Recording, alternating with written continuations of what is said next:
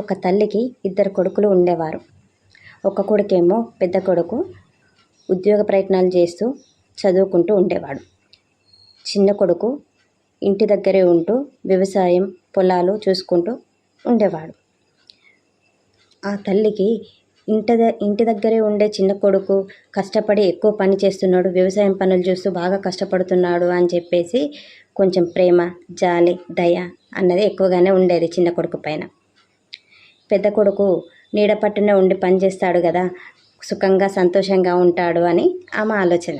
అప్పుడు ఆ తల్లికి అనిపిస్తుంది, నేను ఆలోచించేది కరెక్టేనా, నా ఇద్దరి కొడుకుల పట్ల నేను పంచే ప్రేమ కరెక్టేనా కాదా అని చెప్పి తనకు తాను ఆలోచన చేసుకుంటుంది.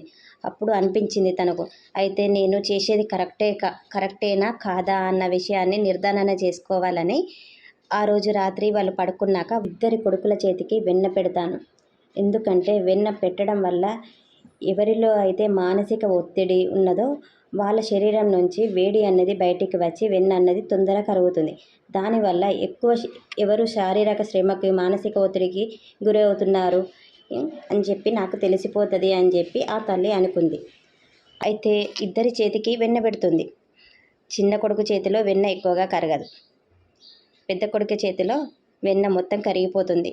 అయితే అప్పుడు ఆమెకు అర్థమైంది, నా ఇద్దరు కొడుకులు కష్టపడుతున్నారు, కాకపోతే నా చిన్న కొడుకు నా కళ్ళ ముందట శారీరకంగా కష్టపడుతున్నాడు కాబట్టి నేను అతడు కష్టపడుతున్నాడు అని నేను అనుకున్నాను.